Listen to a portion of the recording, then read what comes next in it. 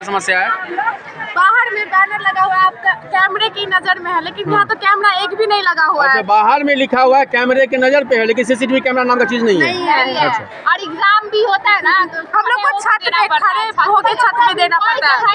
Question paper एक एक करके क्वेश्चन पेपर दे दिया जाता है और वो पेपर नहीं दिया जाता है, बोलता है कि घर से ला लेकर आओ। जबकि एग्जाम ले लेता है, पूरा बंडल बना के फेंक देता है कचरे के जैसे। आप लाइव भी देख सकते हैं कि वहाँ पे पूरा कचरा का बंडल फेंका हुआ है। अभी भी हम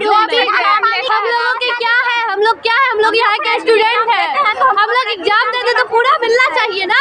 और क्या मतलब कि हम लोग घर से पेपर लेके आए, सर का पैसा नहीं मिलता है क्या पेपर का? और नहीं मिलता है तो मंथली एग्जाम लेते क्यों है? और लेते हैं तो पूरा देते हैं ना, देना चाहिए ना। छत पे खड़े होके एग्जाम देते हैं हम लोग। रिजल्ट रिजल्ट का कोई चीज नहीं है, लेके सीधा फेंक दिया जाता है। इतनी लड़की मेहनत करके देती है।